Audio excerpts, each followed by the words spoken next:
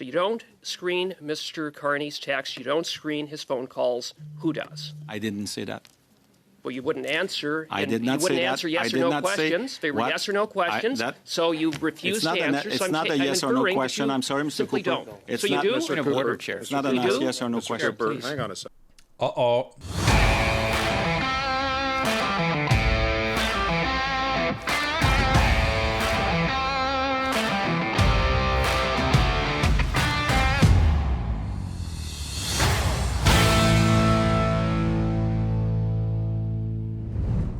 Behind closed doors, the Carney government insists it has a rigorous and airtight ethics screen. But under questioning, that illusion collapses fast. From Westinghouse Contradictions to a tense showdown with Michael Cooper, this is where the entire Carney ethics screen falls apart. Let's take a look. Thank you, Chair. Welcome, Mr. Blanchard. It's a pleasure to meet you. It's always interesting to meet a chief of staff, and I see that there are a lot of people in the room here today, and it's not for nothing. It's always interesting to get to meet the chief of staff as members of parliament. Yesterday, I asked a question to Mr. Sabia regarding Bill C-15 for the budget that was tabled 2 days ago at the House. I mentioned the tax credits for small nuclear power plants. At page 91, there is a tax credit that existed 2 years ago, but it did not focus on nuclear power plants, but C-15 adds a tax credit for these small nuclear power plants. In C-15, there is also a new credit for clean energy, and that also includes nuclear power plants on page 120. In that area, there are 5 major players, and one of those is Westinghouse that belongs to Brookfield. In your tool, and I looked at this tool yesterday on page 3, it states to those that need to apply it to pay specific attention to Westinghouse, which belongs to Brookfield, correct? Now, was the Prime Minister a part of that decision? Did you apply the screen? You can understand that given the nature of discussions, yesterday the clerk of the Privy Council brought up 6 decisions that were made regarding the application of the screen since its implementation. That's not what I'm talking about. I'm asking you about C-15 regarding the tax credits that were added for nuclear power plants, because I do have other things to say on that. Perhaps I can ask my question in its entirety and you can answer? Yes.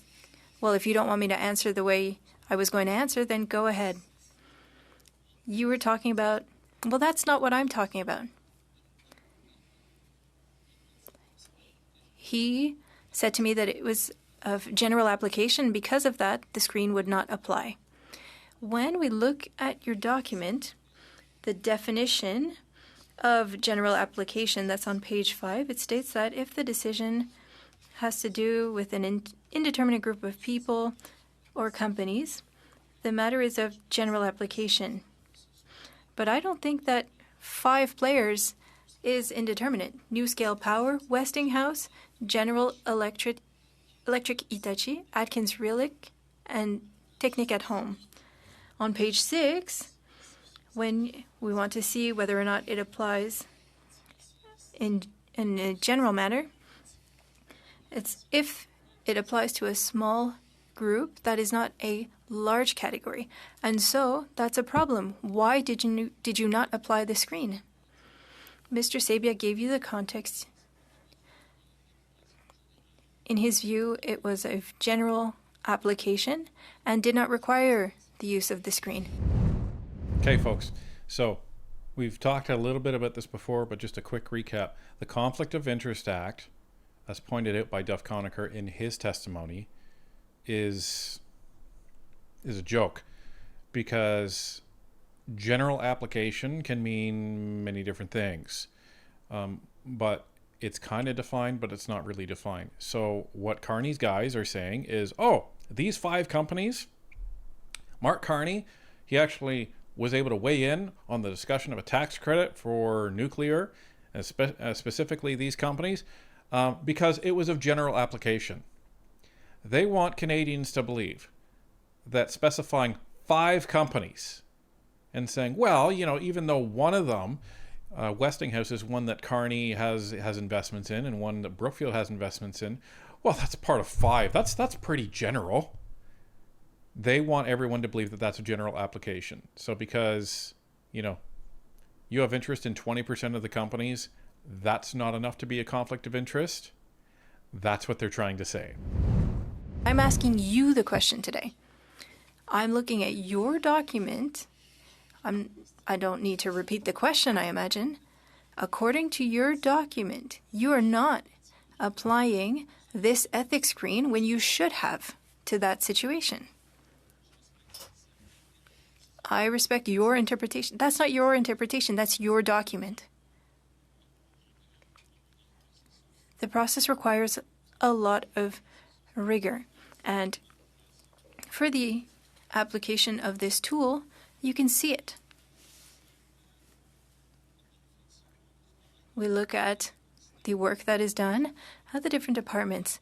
They carry out the analysis on the policies and the measures that could be subject to a recent or a decision.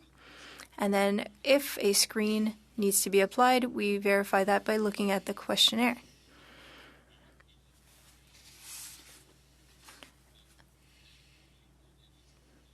I understood that the people who did that analysis made a decision that the screen did not apply. So Bloc MP doing a phenomenal job on not letting him slither out of this Westinghouse thing, because you have the chief of staff over here, you have the clerk of the Privy Council over here, and first Blanchard is trying to say, well, Sabia said this, so not my problem. And Theriault was saying, no, this is your document. Your document says this is a conflict of interest. You didn't apply it. And he's saying, well, other people made this decision, so other people made the determination that it's not a conflict of interest, so therefore it's not a conflict of interest? Wow. Well, perhaps you were not able to comply with your document and you seem to have a lot of difficulty applying your own tool. Could you share with us the analysis that was carried out and which led to the situation in which it was decided that 5 players was of general application, that it was not a small category? And perhaps I can move on to another question. How much time do I have left, Chair? You have 35 seconds, Mr. Theriault. The Ethics Commissioner would like for us to extend the legislation to an apparent conflict of interest, and I would like to know if you agree with that. I don't have any position on that, and I believe that that's not what Mr. Sabia said. The Ethics Commissioner agrees. He's the one who proposes it. It's up to parliamentarians and up to the committee to do that, and I respect your work, and it will be up to you to decide. Okay, so the reason why Theriault didn't push him anymore on the analysis is because there's this plausible deniability, well, I didn't do the analysis, so I can't really answer the question. So that's why he said, listen, I'd like to see the analysis that actually went into this to determine that this wasn't a conflict of interest, even though there's only 5 companies actually listed here. So he had no choice but to move on, and it was good that he did. Like really, really solid work by Theriault here, the Bloc MP. And then he goes on to say, so, do you think that the Ethics Commissioner's recommendation of including the fact that we should include an apparent or, a perceived conflict of interest in the Act? And he says, well, I don't know if that's what Mr. Sabia said. No, not Sabia. Sabia is not the Ethics Commissioner. You may treat him like the Ethics Commissioner, and maybe that's the problem, but he's not the Ethics Commissioner. And, he said, the witness said what he should have said, which is, well, that's not to me, that's up to you guys. So, yeah, but great job by the block there. Mr. Carney's conflicts involving Brookfield are vast by any objective standard. That is why the Ethics Commissioner saw fit to impose special compliance measures, including the ethics screen that you, along with Mr. Sabia, administer, which includes, of course, 103 companies, most of which are Brookfield related.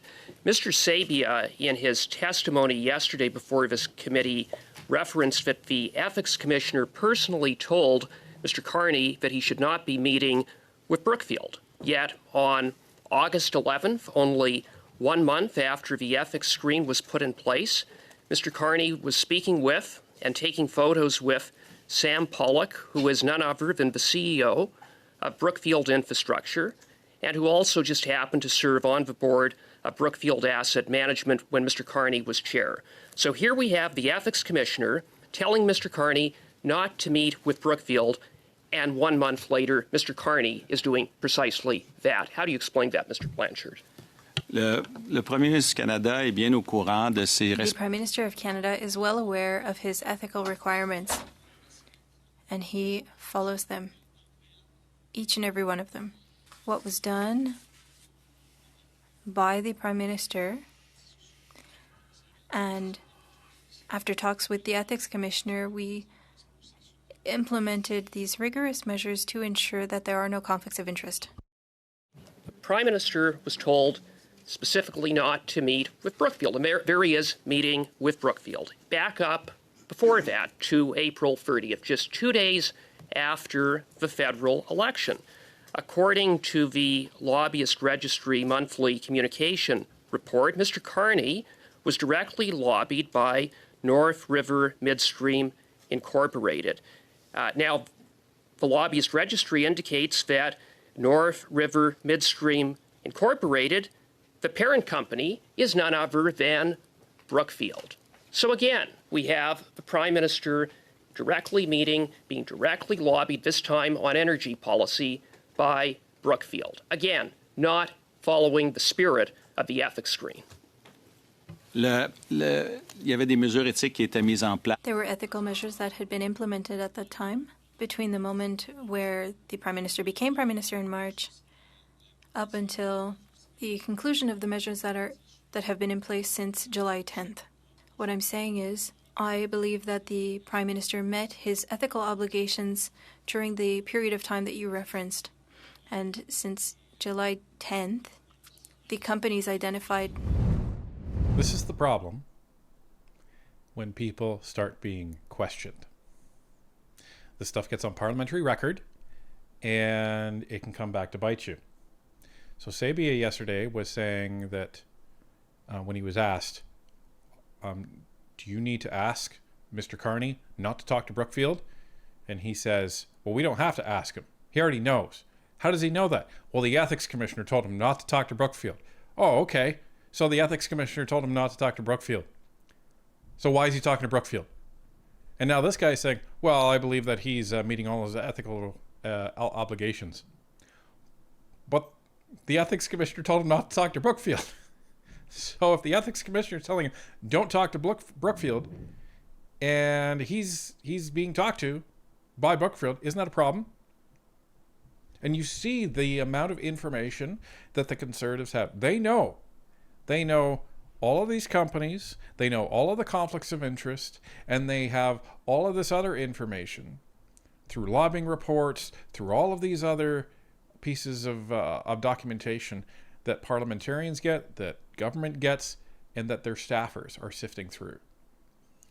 It's amazing how much these guys have at their disposal. And this is what goes into the preparation when these MPs come to committee.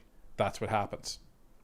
So, and then when they're asked on this, sounds like a contradiction to me. Sounds like a contradiction to Cooper. Can you let me finish my answer, please? I'm taking my Mr. time Cooper, back. go ahead. Then, on September 27th, while in London, England, Mr. Carney attended an intimate working breakfast with Canada's High Commissioner to the UK, Ralph Goodale, and 8 international investors. 4 of the 8 investors present were from companies that have major connections to none other than Brookfield. Just another coincidence? It seems to me to be part of a pattern. Brookfield, Brookfield, Brookfield. Dans ce contexte-là, en fait, je pense... I believe that Canadians are quite pleased that the Prime Minister and can meet with some of the greatest investors in the world. Okay. Do I need to pause here while you clean up anything that you've thrown after that statement? You know, if I do, I know this is pre-recorded, but you know, now you've had a minute to actually clean up any drinks that you've thrown, any glasses that you've thrown. What an outrageous statement. Yeah, Canadians are really pleased that Mark Carney is enriching himself and engaging in potential corruption by meeting with all of these people that are connected to companies that he's worked at, that he's owned, that he owns shares in. Yeah, Canadians are thrilled. Mr. Sabia yesterday was saying that there is daily collaboration with the Ethics Commissioner. I asked him if there needed to be some accountability, and he said no, because he's in daily contact with the Ethics Commissioner. It seems quite complicated to manage the Prime Minister's affairs when you have to communicate on a daily basis with the Ethics Commissioner. Would it not have been simpler for Mr. Carney to divest, as Mr. Sabia did? It was his choice. But would it not have been simpler? Because this is a criteria that we will be examining. As the Clerk of the Privy Council said to you yesterday, and as the Ethics Commissioner has said to you, you need to find a balance between attracting the best talent to politics and having ethical rules that follow the highest standards. Our ethical rules are among the best according to the OECD. And that's not nothing. Another thing that is worth mentioning, and as I mentioned in my opening remarks, Canadians elected Mr. Carney because of his background. Wow. So, it's interesting that both the Bloc and the Conservatives are taking this stance, and some of this you won't see because, you know, we had to cut this down to a manageable viewing time. But Michael Barrett was repeatedly asking this guy, shouldn't the Prime Minister just cut his stuff out, like just sell all of his shares? Wouldn't that be better? And again, you have him answering this, and even the Liberals are on this talking point, which I won't bother showing you, where they keep saying, well, you know, we need some of the best people around. It's pretty elitist, right? Which is not surprising from the Liberals, but it's incredibly elitist to say, you know what? Only rich people get to apply to be Liberals. Only rich people. And Canadians knew Mark Carney wanted to make money, and they knew that he wanted to enrich himself. That's why they elected him. What? Are you kidding? That's the implication. You're like, well, they knew his background. Yeah, his background that isn't living up to the hype. He was supposed to be the negotiator. No trade deals with Donald Trump done. All we have is tariffs everywhere. He's announcing free trade deals with other countries that we don't really trade with. And he's announcing $70 billion pledges, which is interesting if you think of the math. $70 billion pledge with the United Arab Emirates. And this comes right after Brookfield meets with them to look at investing $100 billion into the UAE. So if you do the math, $100 billion going into UAE and $70 billion coming from UAE to Canada, isn't that a net gain for the UAE of $30 billion? They're not really losing money there, are they? So that's interesting. That I understood in your opening remarks. I didn't want to ask you any questions on your opening remarks. Inaudible for the interpreter. Is it true that there is daily communication with the Ethics Commissioner? And if so, through whom? I imagine it's someone who works for the Office of the Ethics Commissioner. Should that person be a part of your team? A brief response, please. For PMO, it's not a daily basis for communication with the Office of the Ethics Commissioner. We communicate regularly. Wait a minute. Michael Sabia says you do communicate daily. You're saying, no, we don't. Well, then how are you screening this stuff all the time then? That's actually a massive contradiction between Michael Sabia and Marc-André Blanchard. That's a big contradiction. Because this throws a whole wrench into this allegedly rigorous and airtight process.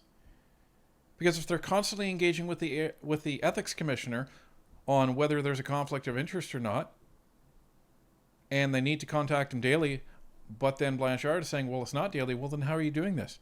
Never mind the fact that the ethics commissioner can't be involved in the administration of a conflict of interest screen, because then he wouldn't be able to actually judge whether or not a conflict of interest was actually broken. So that's a problem. So there's a lot of weird things that they're saying that don't add up, that don't contradict. Surprise, surprise. Mr. Cooper for 5. Go ahead, sir. Mr. Chair, Mr. Maloney and Mr. Blanchard can say all they want that the Prime Minister has satisfied the threshold and the standard set by the Ethics Commissioner, but I would refer to the testimony from yesterday when Mr. Sabia, the clerk of the Privy Council, was asked, will you say to Mr. Carney that he can no longer speak with Brookfield? Answer from Mr. Sabia: it wouldn't be necessary for me to do so.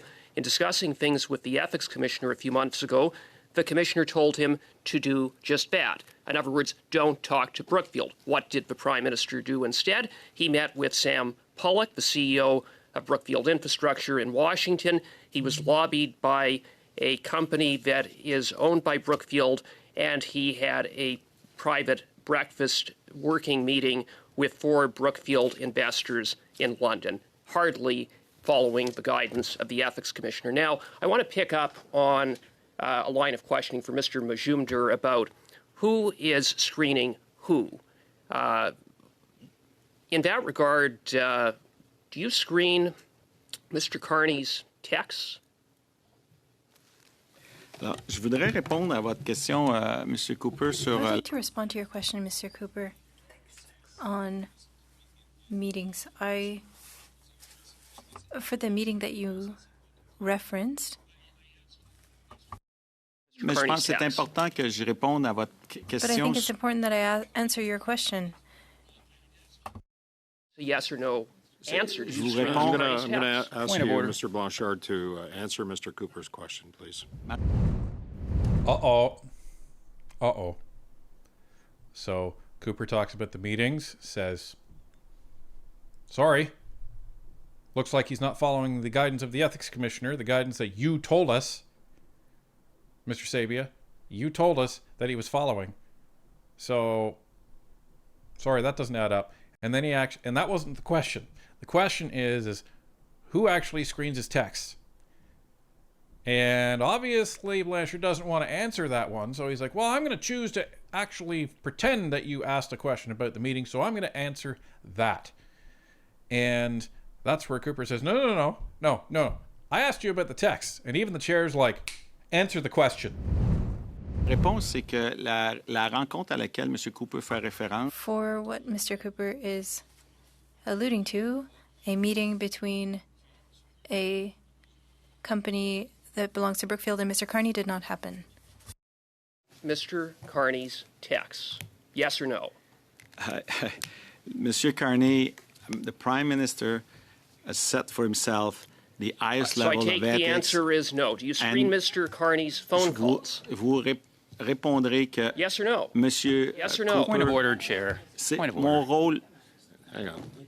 Okay, Mr. Cooper, you're going to have to give Mr. Blanchard a chance to These answer. are yes or no and I would questions. prefer... I would appreciate... He's repeatedly obfuscated. Monsieur, Quite deliberately so. Mr. Blanchard, please answer Mr. Cooper's questions. Il y a un bureau qui entoure M. Carney. Et il y a There's a whole office that works for Mr. Carney, and there are people who work with Mr. Carney, and they receive training in order... Can you let me respond? So you don't screen Mr. Carney's texts, you don't screen his phone calls. Who does? I didn't say that. Well, you wouldn't answer. I did not you wouldn't say that. answer yes I or did no not say- questions. They were What? yes or no questions. So you refused to answer. It's so not a I'm yes or no inferring that question. you I'm sorry, Mr. simply Cooper. don't. It's so you not, do? Mr. Point of Cooper. order, Chair. It's not a Simply do? yes or no Mr. question. Cooper, please. hang on a sec, okay? Cooper smells blood in the water here. It's like, well, I didn't say that we don't. Well, it's a yes or no question. It's either yes or it's no. Do you screen his phone calls? Meaning, phone calls going out, phone calls coming in.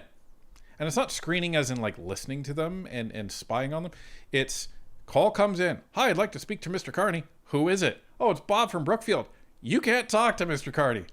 Clink. Thank you very much. Or Mark Carney says, hey, I want to make a call. Who is it to? I want to make a call to Bob from Brookfield. Sorry, Mr. Prime Minister, you're not allowed to do that. That's pretty simple. It's pretty simple.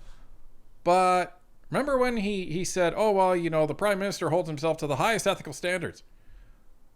Okay, so you don't? Sounds like you don't. And then when Cooper follows it up on later, and he says, well, you know, I didn't say that. Well, it sounds like you said it. This is the problem. When you tell the truth, you don't have to have a good memory. Just let him answer the question, please, Mr. Cooper, and then we'll go back to you. Go ahead, Mr. Blanchard. Pardon? Okay, I got a point of order from Mr. Fergus. Go ahead.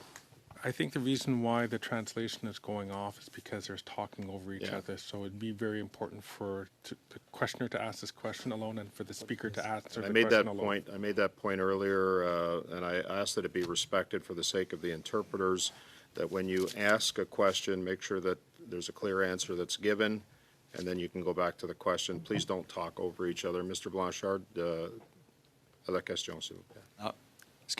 La réponse est plus... The answer goes beyond a yes or a no. There are people around Mr. Carney who field calls for him.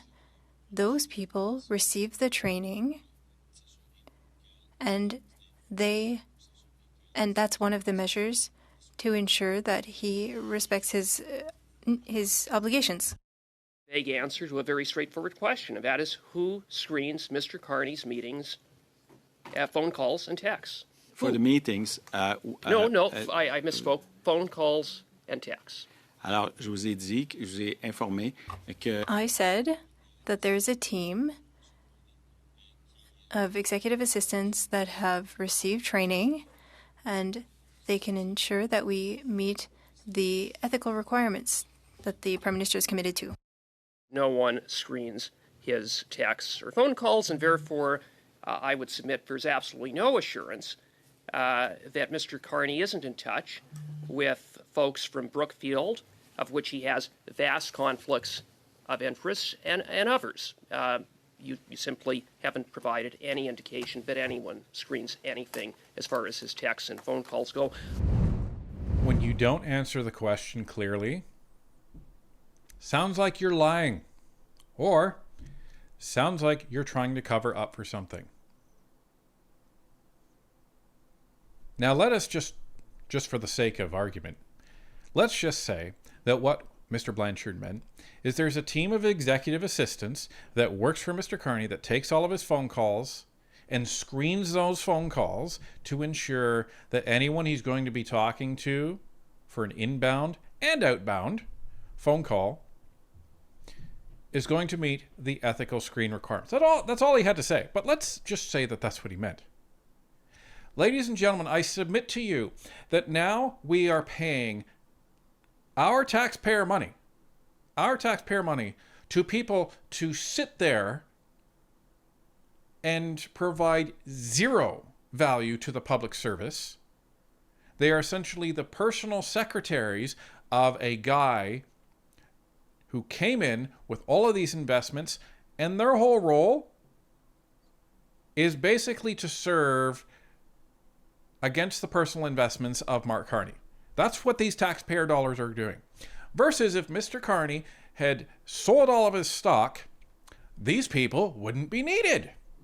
Wow. Wouldn't that be fiscally prudent? Wouldn't that be financially responsible? And wouldn't that be respecting the taxpayer? Sounds like it would to me.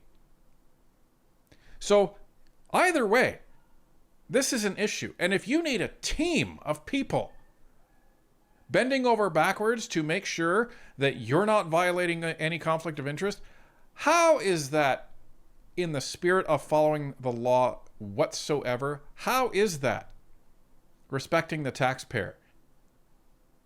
And how are you going to have somebody screening your texts? And this is why Cooper was asking this. Like, who's screening his cell phone? You have a staffer that's carrying around his cell phone, almost like a cupbearer back in the medieval ages. And whenever a text comes in, they look at it and then they say, "Oh, Mr. Carney got a text. Yeah, you're not allowed to read this." Is it really? You want us to believe that? Come on. My question at the end of my last intervention was with respect to improving on the Act as it exists now, and improving Canadians' confidence that they're able to have, and simplifying, if I may, by having prime ministers sell all of their controlled assets before they take any decisions. And the challenge that we see in this specific instance is that there are things that the trustee cannot trade away, like the carried interest that the Prime Minister is entitled to based on the performance of some of the Brookfield assets that were placed in the blind trust. Even if you set aside what the Ethics Commissioner said, and that oftentimes there's very little churn in these trusts, and some things just will simply be managed but not traded. Do you think that I understand that you said that you like the system, you believe that the current system is effective. I appreciate that. Do you think it would be an improvement on the current system to have prime ministers sell their controlled assets before they take decisions? Actually, I believe that at the moment, this requirement of having that they divest from their assets and put it into a blind trust is, to me, is a divestiture in itself. The Prime Minister has no knowledge of what has happened at this time. He has no knowledge of what has happened to the assets that he divested himself from and put in the blind trust. So we have just about 30 seconds left, but there are things that are in the trust, or there are future payments that the Prime Minister is likely entitled to, this carried interest that I mentioned, for example. So that benefit still exists, and that isn't resolved by the blind trust. So again, my question is, wouldn't this be an improvement upon the system that we have? Dans ce contexte-là, premièrement, je suis pas au courant de ce qui est dans le... I am not aware of what's in the trust, and coming back to the premise of your question, the Prime Minister divested, put his assets in a blind trust. This is a system that is recognized throughout the world as being a good one, and then it's a good way to manage such cases and allows an elected official to meet the ethical requirements. Thank you. Here's the thing, folks. One of the things that you get to do with the trustee before that transaction is completed is you get to give that trustee instructions. So if Mark Carney says to that trustee, "Don't sell anything," guess what? He knows everything that is going to be in that blind trust, and he knows everything that ever will be in that blind trust because he's given the instructions not to sell anything. So that's something really important to talk about. And the fact that this guy wouldn't volunteer that, yeah, you know what? It would make it easier if he would just sell all of his stuff and then we wouldn't have a problem. Yes, that would make it a lot easier. Much easier. Because we wouldn't have to pay people taxpayer dollars to actually administrate these screens. If that's in fact what they're doing. We wouldn't have to pay Johnny the cupbearer running around with Mr. Carney's cell phone, reading all of his texts for him, if that's actually what's happening, which I don't believe that's what's happening. So this kind of reveals this whole thing here. And I have a feeling that there's going to be a piece of legislation that's coming out of this study, which is the good news, folks. And I have a feeling that one of the amendments that's coming out of that, based on what the Bloc has said and based on the questions that the Conservatives have been asking, is that it's going to require people to sell their assets as part of the Conflict of Interest Act if they take the Prime Minister role in public office. And you gotta wonder, are the Liberals going to vote for that? And when they don't, they're going to have a fun time explaining to the Canadian public why.